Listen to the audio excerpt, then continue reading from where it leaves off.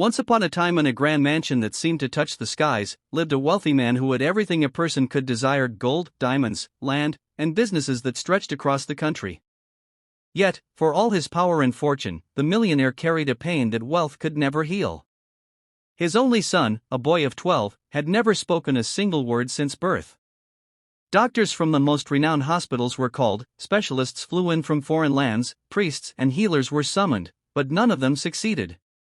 The boy's lips would part as if to speak, but no sound ever escaped. This silence hung over the mansion like a curse, stealing the joy from the father's heart. The millionaire loved his son deeply. Every time he saw the boy struggling to form words, a pang of helplessness pierced him. Despite his riches, he could not buy his son a voice. His despair turned into desperation until one evening, in a gathering of friends and acquaintances, he made an unusual declaration. Standing tall, with a solemn expression, he said, "Whoever makes my son speak will marry me.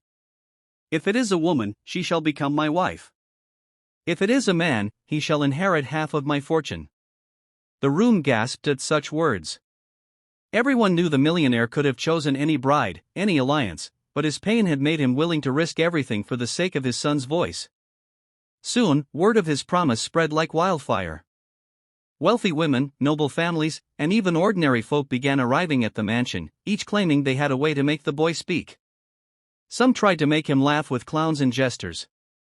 Others scared him with loud noises, hoping shock would force his voice out. Priests recited chants, singers sang lullabies, and healers offered potions, but nothing worked.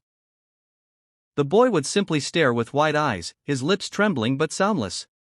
The millionaire's heart sank deeper with every failed attempt. He began to lose hope, but the promise still stood. He swore on his fortune and his name that he would fulfill it if anyone succeeded. Among the many people who worked in his mansion was a maid. She was young, humble, and poor, working tirelessly to earn bread for her family. Unlike others, she never tried to attract the millionaire's attention. She did her work quietly, cleaning floors, polishing furniture, and tending to the garden when needed. But she often noticed the lonely boy sitting by the window, staring out at the world with silent eyes. While others saw him as a challenge, she saw him as a child in need of love. One afternoon, while the grand halls echoed with the chatter of yet another failed healer, the maid found the boy in the garden. He was watching butterflies flutter over the flowers.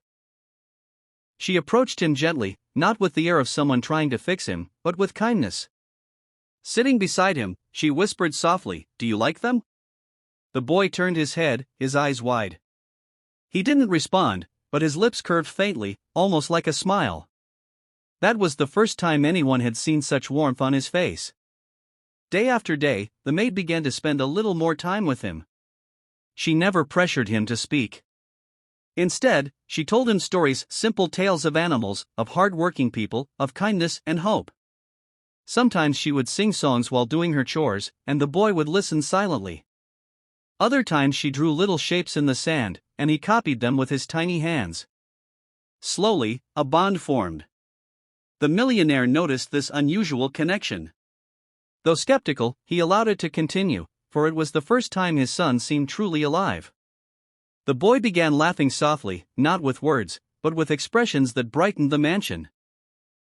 The maid's presence brought a change no doctor or priest had managed. Then, one fateful evening, the millionaire hosted yet another gathering of nobles.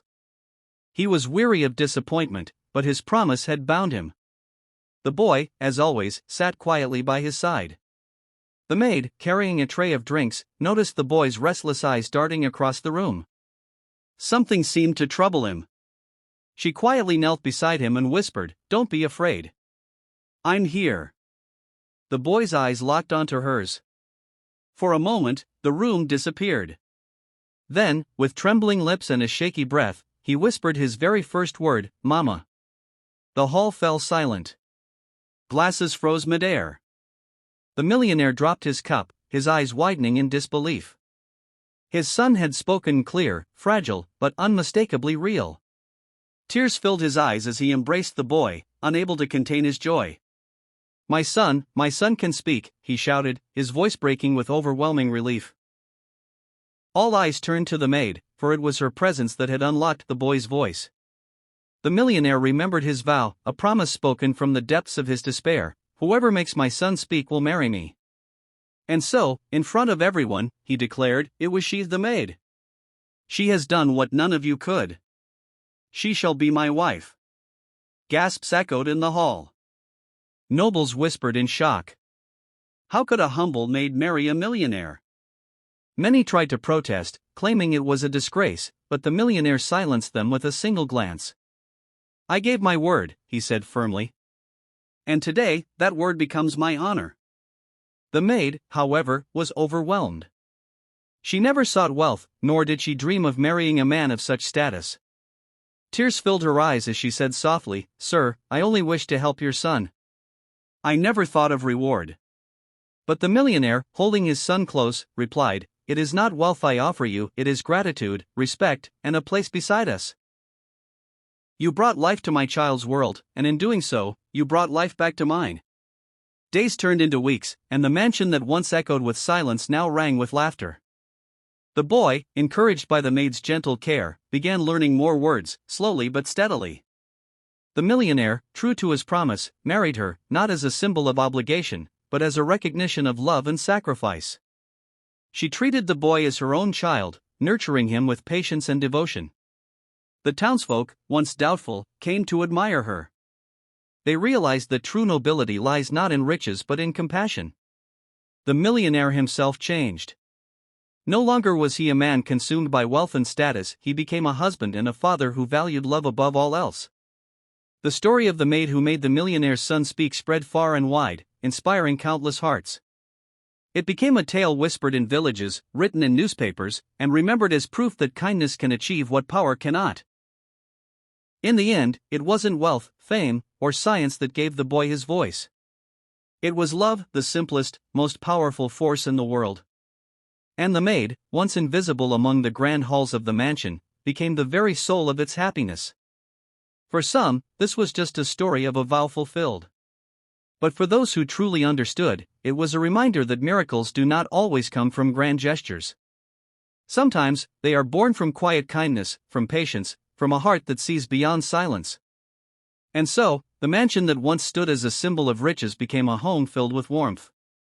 The millionaire, his son, and the woman who brought them both back to life lived not just as a family, but as a testament to the power of love. Their story reminded the world that even the most broken hearts can be healed, not by wealth, but by compassion. The boy, who once lived in silence, grew into a man whose voice carried strength and hope, and every time he spoke, it was as if the whole world listened, not because of who he was, but because of the miracle that love had made possible. And whenever he looked at his mother, the maid who became his father's wife, he would smile, remembering that his very first word had been for her. That word, simple yet eternal, changed not only his life but the lives of everyone who heard the story, "Mama."